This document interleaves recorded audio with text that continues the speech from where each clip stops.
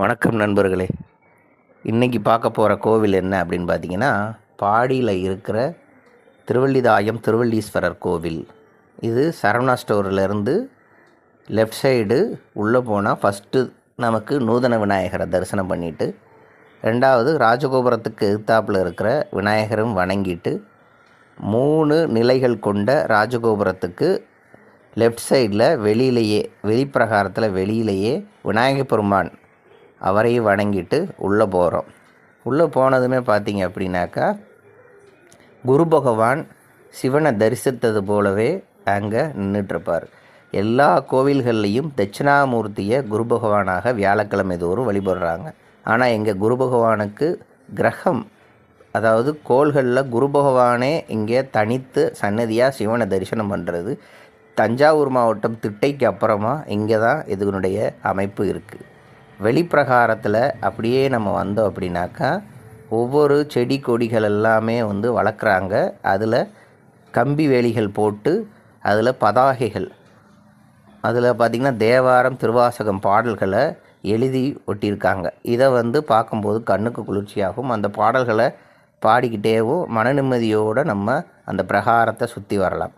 இந்த கோவில்களில் சிறப்பு என்ன, இதனுடைய வரலாறு என்ன அப்படின்னு பார்த்தீங்க அப்படின்னாக்கா, பிரம்மதேவருடைய புதல்விகள் இருவர் கமலி வள்ளி அப்படின்னு அவங்கள விநாயகப் பெருமான் திருமணம் செஞ்சதாகவும், எல்லா கோவில்கள்லேயும் விநாயகப் பெருமான் தனித்து இருப்பார். இங்கே உற்சவர் விநாயகப் பெருமான் கமலி வள்ளியுடன் சேர்ந்து இருக்கிறது இங்கே அபூர்வம். அதே மாதிரி இங்கே பரத்வாஜ தீர்த்தம் பரத்வாஜரால் தோற்றுவிக்கப்பட்டதாகவும், இங்கே பரத்வாஜர் சாப நிவர்த்தி பெற்றதாகவும் ஒரு ஐதீகம் குறிப்பிடப்படுது. பரத்வாஜர் வலியன்ன கருங்குருவியாக சுற்றி வந்ததாக சாபம் நிவர்த்தி பெற்ற ஸ்தலம் இங்கவும் குறிப்பிடப்படுது. அதனால தான் இதுக்கு திருவள்ளிதாயம்னு சொல்கிறாங்க.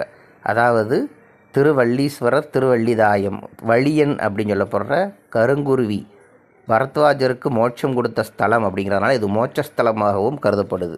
இங்கே உள்ள சிவபெருமான் சுயம்பு மூர்த்தியாகவும், இங்கே உள்ள யானையின் பின்புறம் உள்ள அமைப்பை கொண்டு உள்ளது. ஆகையால் இங்கே உள்ள கோவில்கள் பார்த்திங்கன்னா சோழர் காலத்து கோவில்கள் அப்படிங்கிறதுக்கான அடையாளமே அந்த யானையோட பின்பகுதி கொண்ட விமானத்தை வச்சு தான் சொல்கிறாங்க. எல்லா கோவில்கள்லேயும் முருகப்பெருமானுக்கு வடமேற்கு மூலையில் தான் அமைப்பு இருக்கும். இந்த கோவிலில் மட்டும் கரெக்டாக சிவபெருமானுக்கு அப்படியே பின்புறத்தில் வள்ளி தேவசேனையுடன் மிக அழகாக முருகப்பெருமான் காட்சி தருகிறார். இங்கே அருணகிரிநாதர் பாடல் பாடியிருக்கிறாரு. அதுக்குரிய கல்வெட்டுக்களும் இங்கே இருக்குது. அதே நேரத்தில் இங்கே உள்ள சிவபெருமான சம்பந்தர் பெருமகனார் பாடியிருக்கிறாரு. அதுக்குரிய குறிப்புகளும் இங்கே இருக்குது. இங்கே ஏன் குரு பகவானுக்கு சிறப்பு அப்படி சொல்லி பார்த்தீங்கன்னா, குரு பகவான் சாபம், மேனகையால் ஏற்பட்ட சாபத்தால் ரொம்ப கஷ்டப்பட்டிருக்காரு. இந்த கோவிலில் சிவனை வழிபட்டதனால் அந்த சாபம் நிவர்த்தி பெறுகிறது.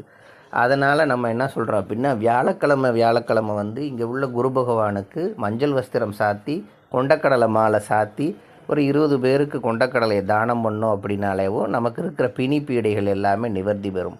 திருவள்ளிதாயம் வலியனுக்கு மோட்சம் கொடுத்த இடம் அப்படிங்கிறதுனால மிகச்சிறந்த மோட்சஸ்தலமாகவும் சொல்லப்படுது. தற்போது தான் 23ஆம் தேதி ஆகஸ்ட் மாதம் 2024 வெள்ளிக்கிழமை அப்போ தான் இங்கே கும்பாபிஷேகம் நடந்தது. அதுக்கான கட்டமைப்பு இன்னும் இங்கே அப்படியே தான் இருக்குது. 3 நாள் இங்கே ஹோமங்கள் யாக நிவர்த்திகள் எல்லாம் செஞ்சதுக்கு அப்புறமா குடமுழக்கு செஞ்சு கோவிலுக்கான சிறப்பு பண்ணியிருக்காங்க.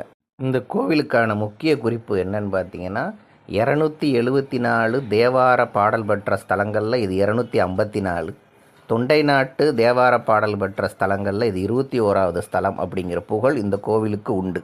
இப்போது சென்னையில் இருக்கிற முக்கிய ஸ்தலங்களில் இங்கே இருக்கிற ஜெகதாம்பிகை சமேத திருவள்ளீஸ்வரர் கோவிலும் ரொம்ப ரொம்ப பிரசித்தி பெற்றதாகவும், நல்ல ஒரு வைப்ரேஷன், நல்ல ஒரு அனுகிரகம் கொண்ட கோயிலாகவும் இங்கே இருக்குது. நன்றி, வணக்கம்.